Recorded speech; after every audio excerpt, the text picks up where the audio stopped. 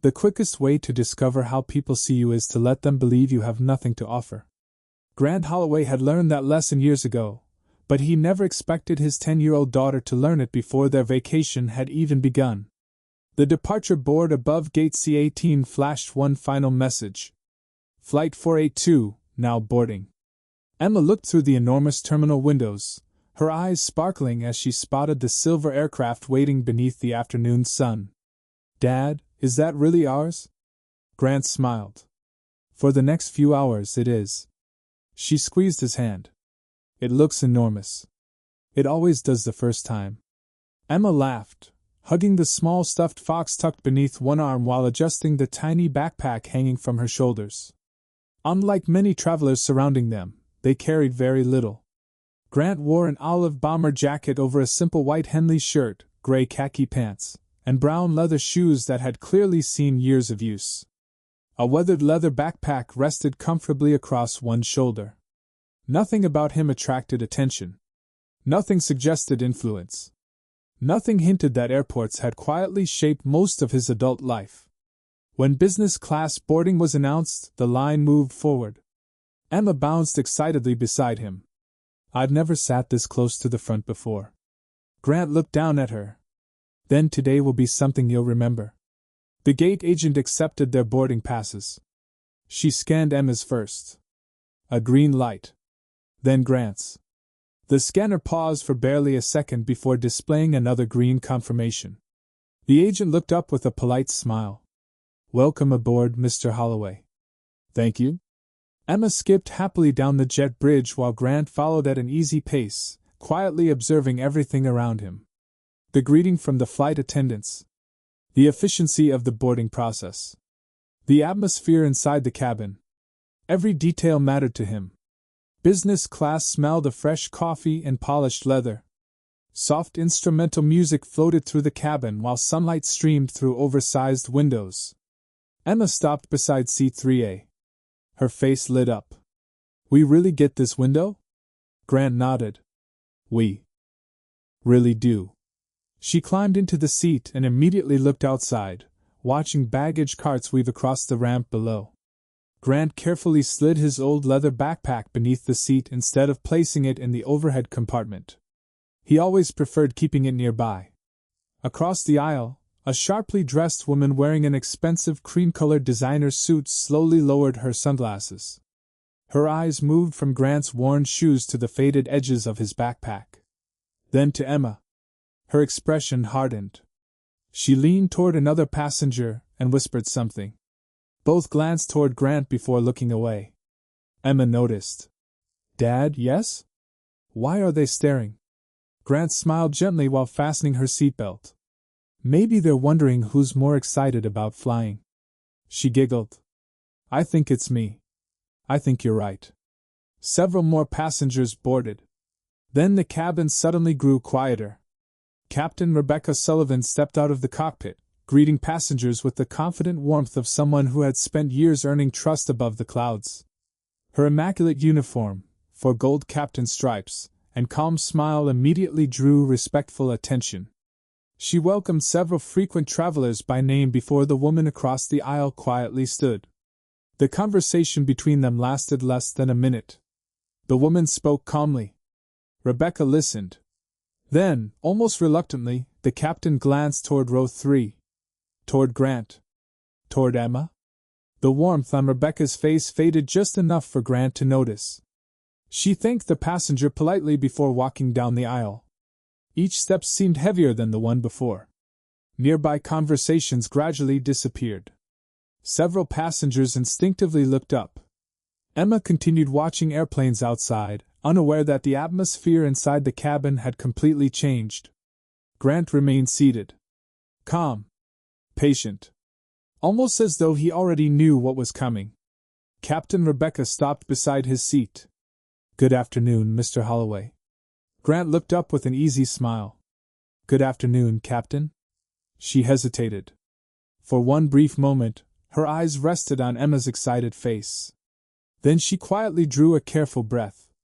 Mr. Holloway, would you mind stepping into the aisle for just a moment? Grant calmly unfastened his seatbelt. Of course. Emma looked up immediately. Dad? I'll be right here.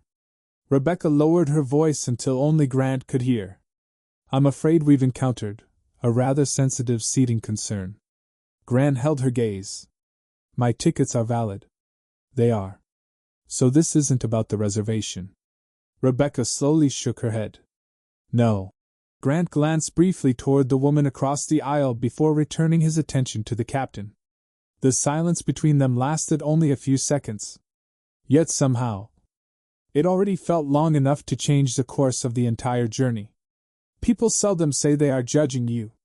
They simply invent a reason to move you somewhere else. Captain Rebecca Sullivan kept her voice low, careful not to let nearby passengers hear every word. I'm very sorry, Mr. Holloway.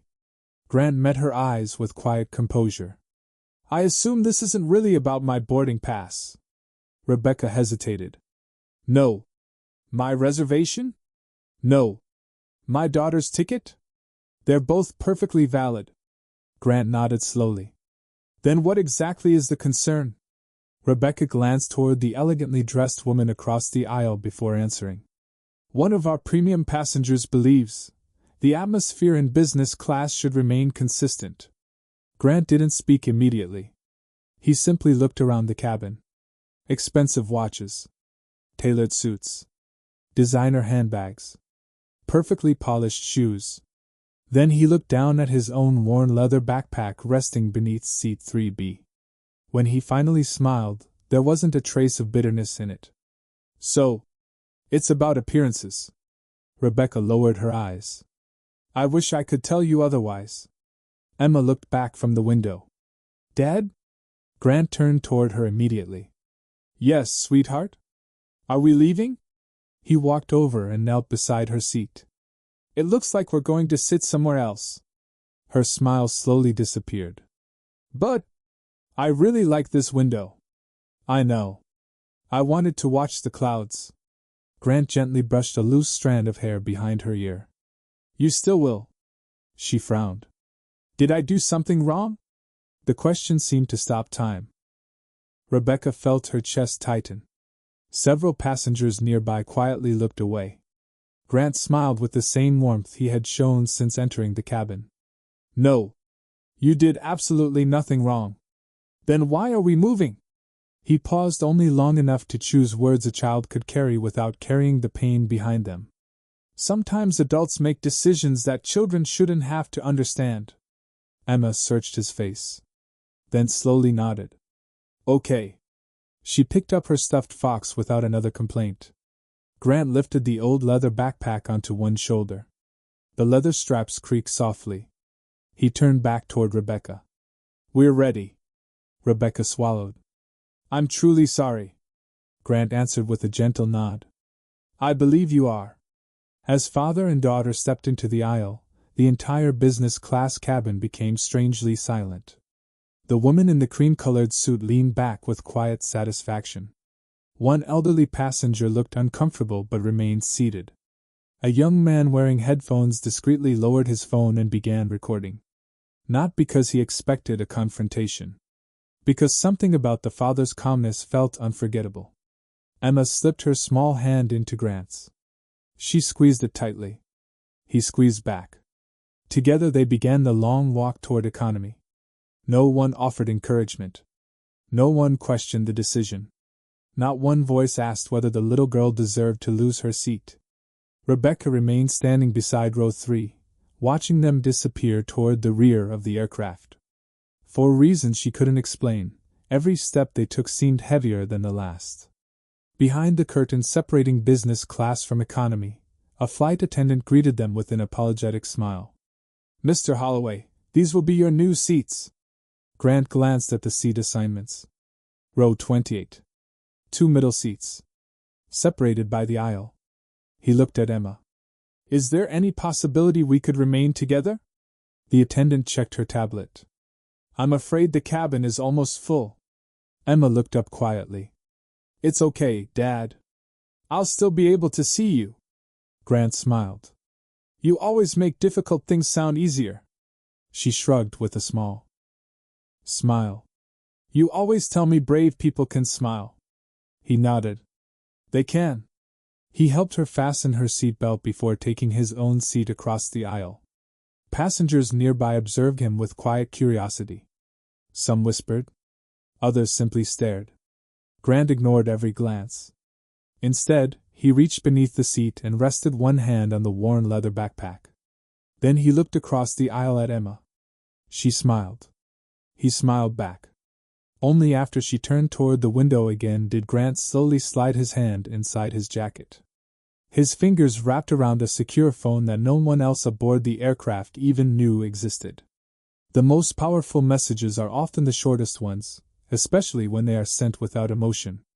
Outside the aircraft, the pushback tug slowly eased Flight 482 away from the gate. Inside the cabin, the familiar safety demonstration began. Most passengers barely looked up. Grant Holloway did. Not because he needed the instructions. Because he had spent years believing that the smallest details revealed the greatest truths. Emma sat quietly across the aisle, hugging her stuffed fox while watching orange baggage carts weave beneath the wing. She caught her father's eye. He smiled. She smiled back. Only then did Grant reach inside his jacket and remove a phone unlike any ordinary smartphone. It was matte black. No visible logo. No camera lenses. No notifications. The screen illuminated only after recognizing his fingerprint. His thumb moved once. One secure application opened. There were no colorful icons. Only a blank white field waiting for a message. Grant typed exactly 6 words. Flight 482. Hold departure. Protocol Indigo. He pressed send. The screen immediately returned to black. No confirmation. No vibration. Nothing. He slipped the phone back inside his jacket as if it had never existed. Across the aisle, Emma leaned over. Dad? Yes? Who were you texting? He smiled gently. Someone who helps solve problems. She nodded, completely satisfied. I hope they answer. They always do. Either of them spoke again. Meanwhile, inside the cockpit, Captain Rebecca Sullivan completed her final departure checklist with practiced precision. Doors? Armed. Cabin? Secure. Pushback complete. The first officer looked outside. Grounds cleared us to taxi. Rebecca acknowledged the clearance. Taxi approved. The aircraft began moving toward the active runway. Behind them, passengers resumed conversations. The woman in the cream-colored suit accepted a glass of sparkling water, apparently pleased that the situation had been resolved. She never looked toward economy. Several rows back, however, a young businessman quietly replayed the short video he had recorded of Grant leaving business class. Something about the father's calm expression continued bothering him. Most people argued, complained, demanded explanations. That man had done none of those things. It didn't make sense. Outside, Flight 482 joined the taxiway behind 2 departing aircraft. Sunlight reflected brilliantly across the cockpit windows. Inside airport operations, controllers monitored dozens of moving aircraft across an enormous digital display. Everything appeared routine. Until one notification appeared. A discreet amber banner flashed across a supervisor's screen. Priority Protocol Indigo activated. The supervisor frowned. That's unusual. Another controller glanced over. When was the last Indigo activation? The older man thought for a moment. Almost 4 years ago. His expression immediately became serious. Verify authorization. Within seconds another screen responded. Authorization confirmed. No additional explanation followed. Only one instruction. Suspend departures pending executive coordination. The supervisor reached for his headset. Ground control operations. Go ahead. I need Flight 482 held short immediately. The controller blinked. For traffic? No, for executive priority. The controller stared at his radar. There was no emergency. No disabled aircraft. No weather alert. Nothing justified delaying a commercial departure. Still, Protocol Indigo outranked ordinary operations. He pressed the transmit switch. Flight 482 ground. Captain Rebecca answered immediately. Go ahead. Hold position. Do not enter runway 27. Rebecca exchanged a puzzled look with her first officer. Ground. Confirm hold short? Affirmative. Reason? A brief pause followed. Then came words either pilot had expected to hear. Executive movement inbound. Rebecca looked through the cockpit windshield. The taxiway ahead remained completely clear. There isn't any executive traffic in sight. Ground answered only 4 words. There will be shortly. Back in economy, Grant quietly closed his eyes for a brief moment. Not in relief. Not in satisfaction. Simply in patience. Emma looked out the window again. Dad, yes? I think all the airplanes stopped. Grant opened his eyes and glanced toward the motionless line of aircraft stretching across the airport. Then, somewhere beyond the distant executive terminal, a sleek black jet slowly emerged from a private hangar. Its polished fuselage caught the afternoon sun. Across the tail, painted in understated silver lettering, were 2 words that no passenger aboard Flight 482 could yet read clearly. But within minutes, everyone would know exactly what they meant. Power rarely announces itself. Sometimes it simply taxis into view while everyone else is still looking in the wrong direction. Inside the cockpit, Captain Rebecca Sullivan kept her eyes fixed on the runway ahead. Ground, Flight 482 holding short of runway 27. Roger, Flight 482. Continue holding. Her first officer frowned as he scanned the airport's surface radar. I still don't see any priority traffic. Neither do I. Before either pilot could say another word, a ground vehicle appeared from the executive terminal, followed by 2 airport security SUVs. Then another. And another. Rebecca narrowed her eyes. This doesn't look like a normal VIP movement. Back in economy, passengers began noticing that their aircraft had been motionless for several minutes. The businessman who had recorded Grant earlier glanced out the window. What's going on? A woman across the aisle lifted her phone. We should have been airborne already. The elegantly dressed passenger in business class pressed her call button. A flight attendant arrived almost immediately. Excuse me. Yes, ma'am? Why are we delayed? I'm afraid ground control has instructed us to remain in position. For what reason? We haven't been informed. She folded her arms impatiently. This is ridiculous. The flight attendant offered an apologetic smile before moving on. Grant remained perfectly still. Emma leaned toward the window. Dad? Yes? I think something's coming. He followed her gaze. Far beyond the commercial terminal, the doors of a massive executive hangar slowly rolled open. A sleek black Gulfstream G700 emerged into the sunlight. Its polished fuselage reflected the afternoon sky like liquid glass. The aircraft began taxiing with deliberate confidence, escorted by airport operations vehicles. Passengers all along the left side of Flight 482 turned toward the windows. Wow! That jet is beautiful. Who's flying that? Even the cabin crew paused to look outside. Captain Rebecca watched through the cockpit windshield as the Gulfstream entered a restricted taxiway normally reserved for government and executive operations. Her first officer quietly whistled. That's unusual. Rebecca nodded. It has direct priority clearance.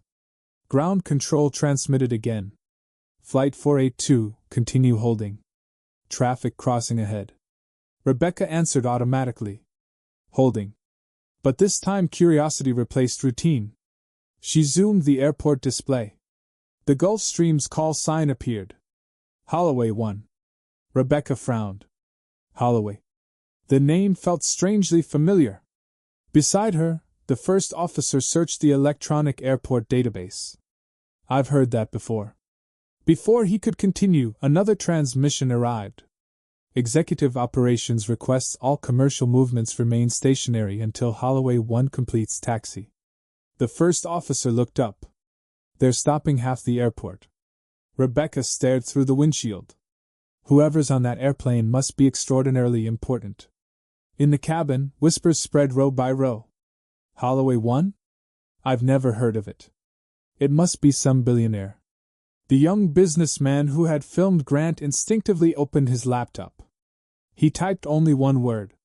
Holloway. Hundreds of search results appeared almost instantly. His eyes widened. He clicked another page. Then another. The color slowly drained from his face. No way. Across the aisle, another passenger noticed. What is it? He turned the screen slightly but couldn't seem to find the words. Holloway Aviation. What about it? It's one of the largest privately owned aviation companies in North America. So? He swallowed. The founder. His eyes instinctively drifted toward economy. Toward the quiet father sitting beside the window. No. That can't be right. Grant gently adjusted Emma's blanket as she continued watching the black jet roll gracefully across the airfield. She smiled. It looks expensive. Grant chuckled softly. I suppose it probably is. She tilted her head. Have you ever been on one like that?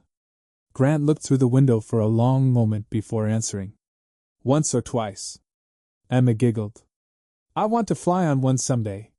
He smiled without taking his eyes off the aircraft. You never know. Meanwhile, at airport operations headquarters, 3 senior executives hurried through a secured corridor. One carried a tablet displaying a passenger manifest. The second held a confidential authorization file. The third stopped abruptly outside the operations center. He looked from the manifest to the authorization, then back again. His expression changed instantly. Tell me this is a mistake. The operations supervisor quietly shook his head. It isn't. The executive drew a slow breath. So he's actually on Flight 482? No one answered. No one needed to. Because at that exact moment, every decision made during the last 20 minutes suddenly carried consequences far greater than anyone aboard Flight 482 had ever imagined. The truth doesn't become powerful when everyone hears it. It becomes powerful when the right people finally recognize it. The operations director did not wait for an escort. He hurried across the secure corridor with 2 senior executives close behind, the passenger manifest still glowing on the tablet in his hands. Confirm it one more time, he said. The supervisor swallowed. Passenger Grant Holloway. Seat 28C. And the child? Emma Holloway. Seat 28D. The director stopped walking. 28? Yes, sir. He looked back down at the manifest. Why is the founder of Holloway Aviation sitting in economy? No one answered. No one knew. Within seconds, another confidential file appeared on the tablet. The director opened it. His expression darkened. Originally assigned to business class. He continued reading. Relocated after boarding. A long silence followed. Finally he asked the question no one wanted to answer. Who authorized that decision? Meanwhile, aboard Flight 482, whispers spread through the economy cabin. The young businessman continued reading article after article. Photographs of Grant appeared on the screen. Some showed him wearing a tailored suit while accepting aviation awards. Others showed him touring aircraft manufacturing facilities with government officials. One image displayed the unmistakable black Gulfstream parked beside him. Its silver lettering matched the aircraft now waiting outside. Holloway One. This has to be him, he whispered. The passenger beside him leaned closer. You're kidding.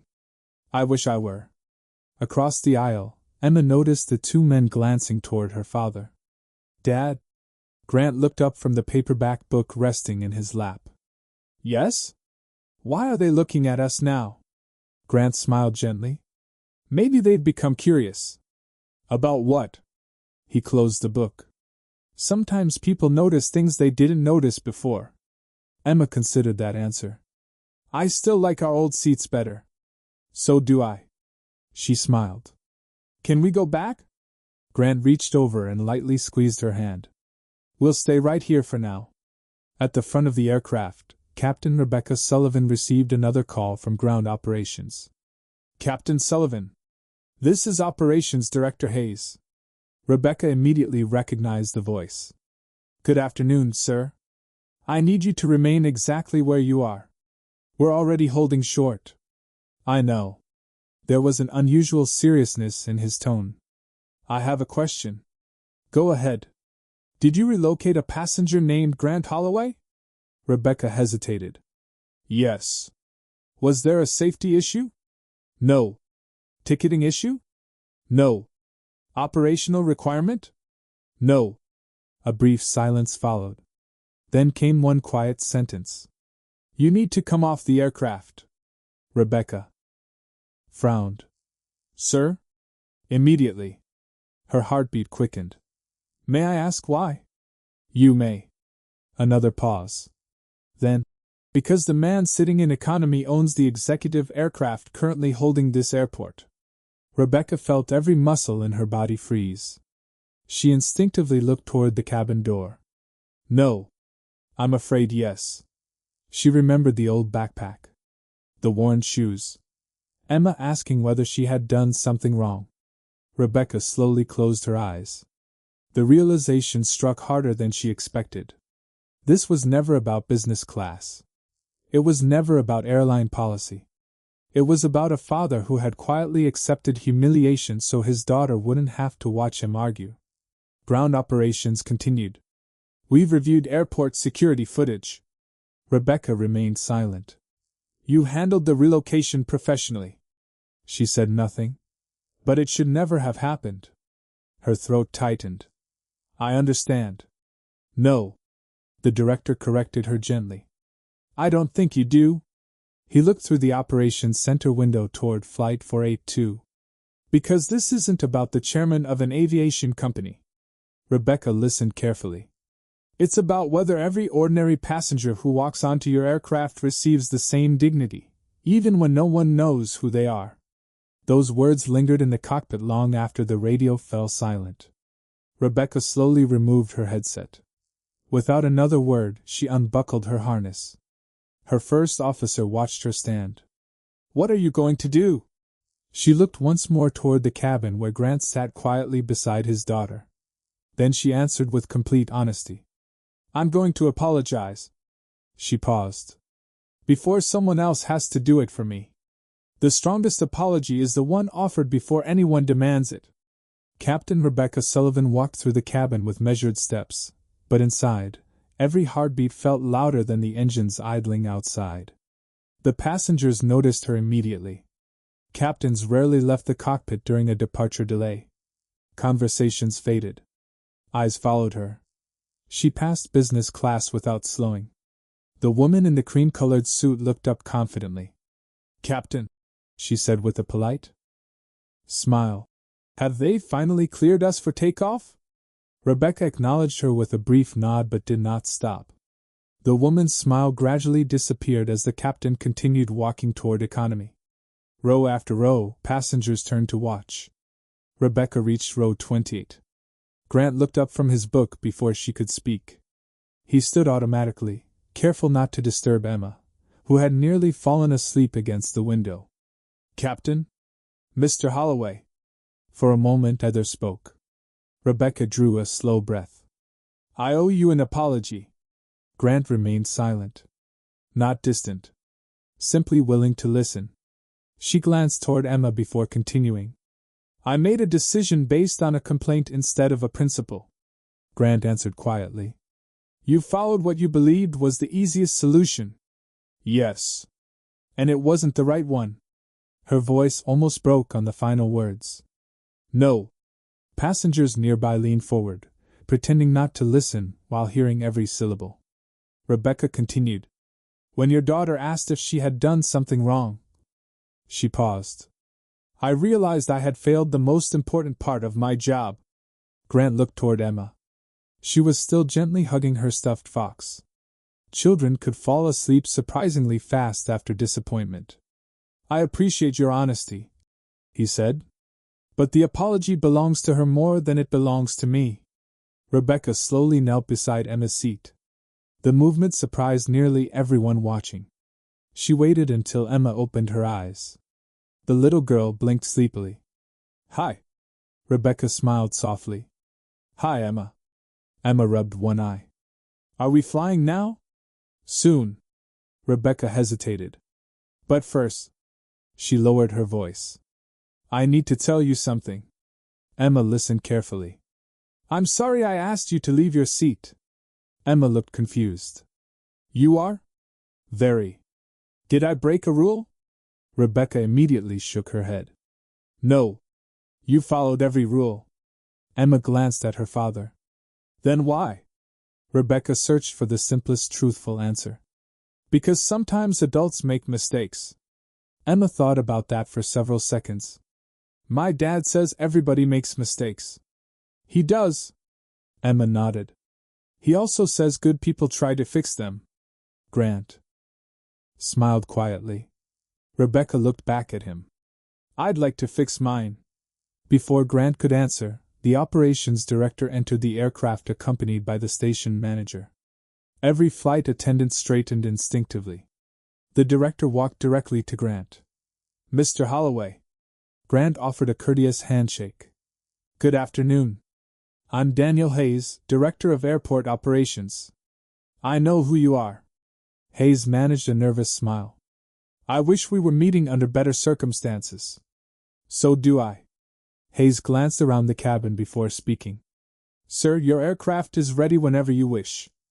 A ripple of astonishment swept through the passengers. "Aircraft? What does he mean?" "The executive jet," Hayes clarified respectfully. "Holloway One is standing by." The businessman who had searched Grant's name slowly closed his laptop.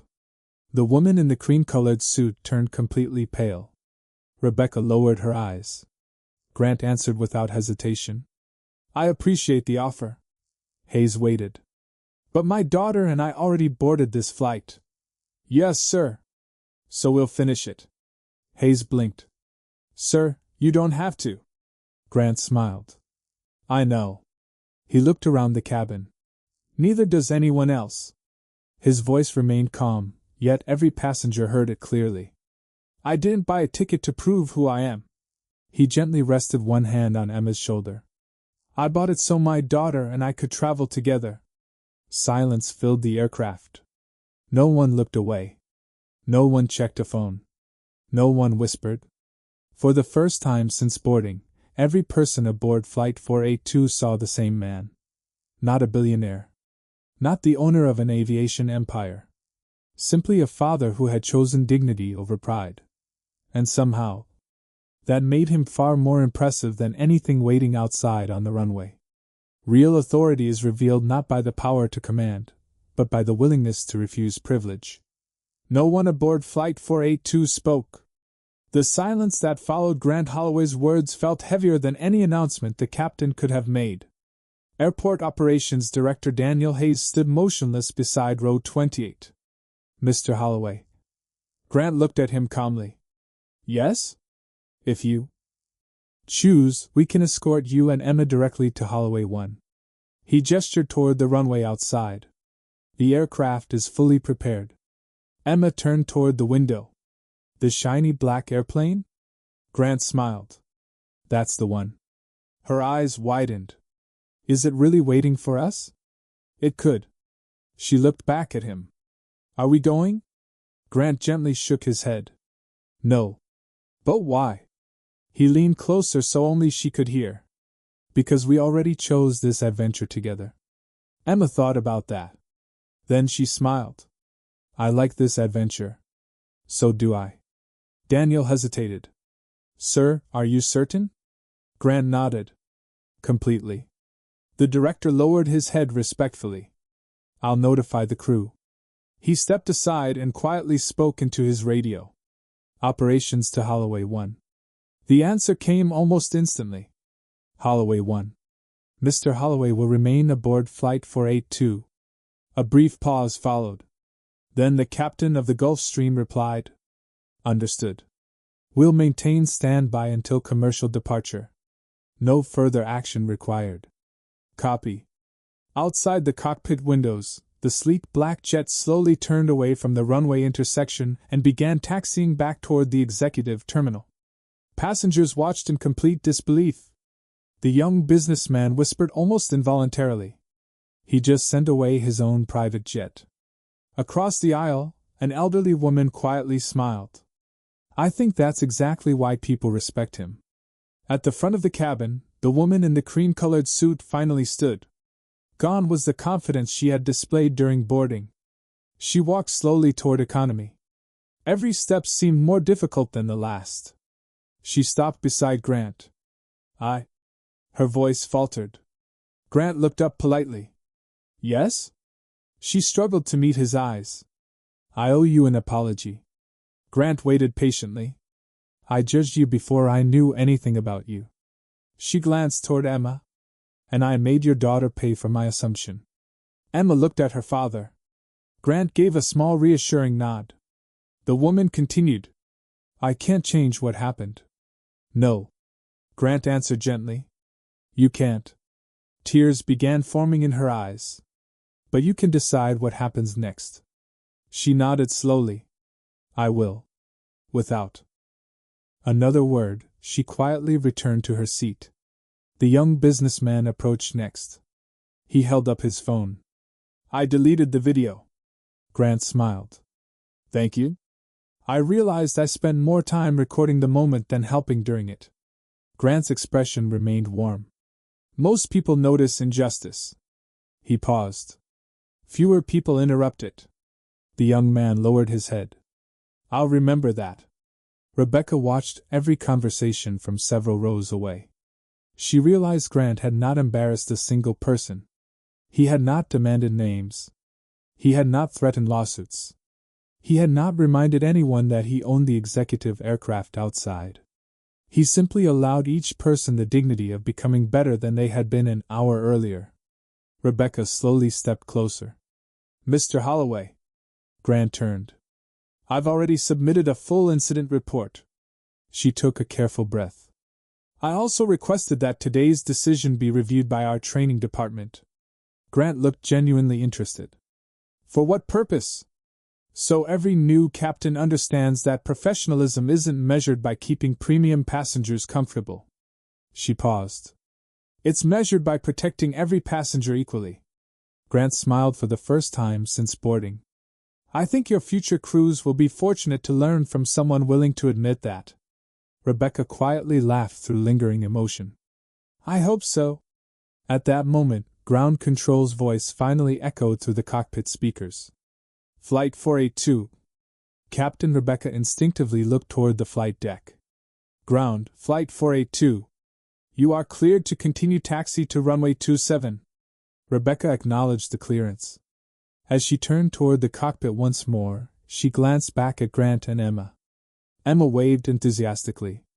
Rebecca smiled and waved back. For the first time that afternoon, the journey ahead no longer felt like an ordinary flight. It felt like a lesson every person on board would carry long after the wheels left the ground. Respect earned through fear fades quickly. Respect earned through character often lasts a lifetime. With the runway finally cleared, Flight 482 began moving again. The engines gradually increased in power as the aircraft taxied toward the departure point. Inside the cabin, however, no one seemed interested in takeoff anymore. Passengers who had boarded as strangers now looked at one another differently. Something inside the airplane had changed. Captain Rebecca Sullivan's voice came over the intercom. "Ladies and gentlemen, this is your captain speaking." Her tone remained professional, but there was a warmth that had not been there before. "I'd like to thank you for your patience during today's unexpected delay."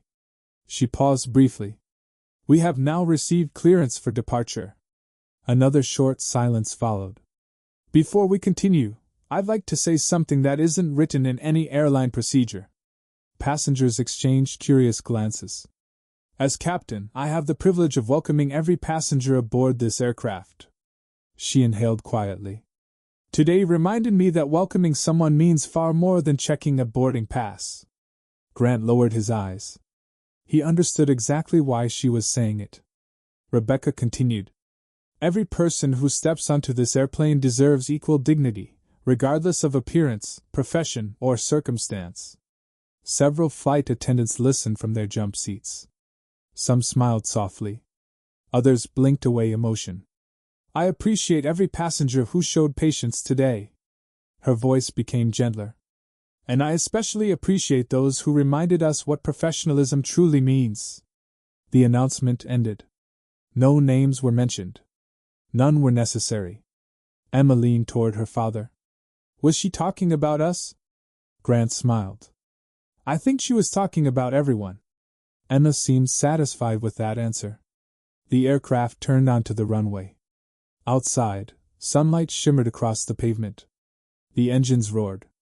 Then, with steady confidence, Flight 482 accelerated. Emma laughed as the cabin gently pressed them back into their seats. We're flying! Grant looked out the window. Yes. We are. Moments later, the city began shrinking beneath scattered white clouds. The tension that had filled the cabin only an hour earlier disappeared into the sky below. About 30 minutes after takeoff, the seatbelt sign switched off. A flight attendant approached row 20 carrying a small tray. Mr. Holloway. Grant looked up. Yes? I know this won't erase what happened. She carefully handed Emma a cup of hot chocolate topped with whipped cream. And this certainly isn't company policy. Emma's eyes sparkled. For me? The attendant smiled. For our youngest traveler. Emma looked at her father. Can I? Grant nodded. I think she'd be disappointed if you didn't. Emma accepted it with both hands. Thank you. The attendant then placed another cup in front of Grant. Fresh black coffee. No charge. Grant smiled appreciatively. Thank you. She hesitated before walking away. My daughter is about Emma's age. Grant looked at her. I hope someone always treats her kindly. The attendant smiled. I hope so too. Later, passengers gradually relaxed. Books reopened. Laptops appeared. Quiet conversations resumed. But something unexpected happened. One by one, people passing through the aisle stopped beside row 28. The elderly woman simply smiled. I'm glad you stayed. Grant nodded. So am I. The young businessman extended his hand. I never introduced myself. Ryan Mitchell. Grant Holloway. It was an honor meeting you. Grant shook his hand warmly. Safe travels, Ryan? Even the woman in the cream-colored suit eventually approached again. This time she carried 2 chocolate chip cookies wrapped in a white napkin. She crouched beside Emma. I heard these are the best ones on board. Emma looked at her father. Grant smiled gently. Emma accepted them. Thank you. The woman smiled through moist eyes. You're welcome. As she walked away, Emma whispered, Dad? Yes? People are nicer now. Grant looked around the peaceful cabin.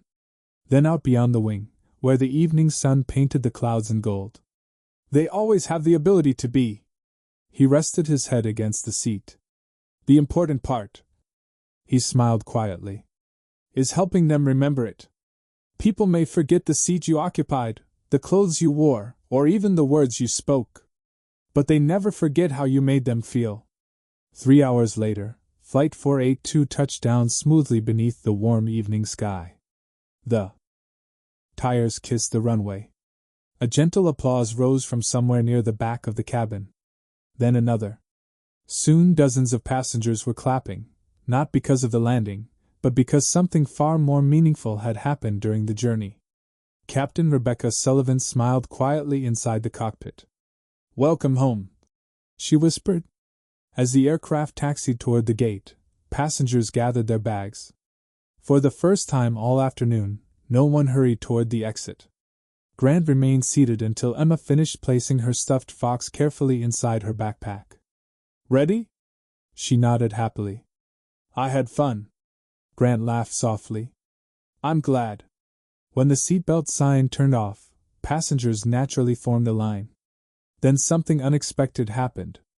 The elderly woman stepped aside. You first. Grant shook his head politely. No, thank you. She smiled. I insist. One by one, other passengers did the same.